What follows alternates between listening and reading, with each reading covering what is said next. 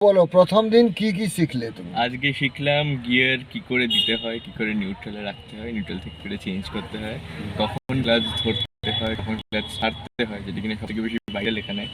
তারপরে কখন ব্রেক দেওয়ার সময় আগে যে ক্লাচ ধরে তারপরে যে ব্রেকটা আস্তে আস্তে করে দিতে হয়, বা যখন গাড়ি স্টার্ট করে বেরোনো হয় তখন ক্লাচ ধরে হালকা হালকা করে ক্লাচটাকে ছেড়ে যে দিতে হয় অ্যাক্সেলারেটরে। এই সবগুলো শিখলাম। কি করে স্টিয়ারিংটা নিয়ে আস্তে আস্তে করে কাটাতে হয় রাস্তার মাঝখানে, খুব বেশি যাতে কি বাঁ দিক না চলে যায়, খুব বেশি ডান দিক না চলে যায়, সেটা জানলাম।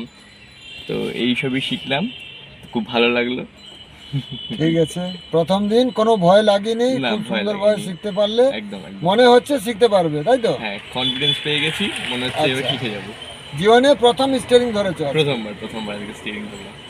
সব মোটামুটি আইডিয়াগুলো জানা গেছে, ক্লাচের হ্যাঁ কাজ হ্যাঁ কি, হ্যাঁ ব্রেকের হ্যাঁ, কাজ কি, অ্যাক্সিলারেটরের কাজ কি, একদম একদম একদম। এগুলো সমস্ত সব জেনে এখন রেডি তুমি শেখার জন্য একদম। হ্যাঁ, ঠিক আছে, আর ওকে। একটুখানি হলে গাড়ি কিনে নেবো।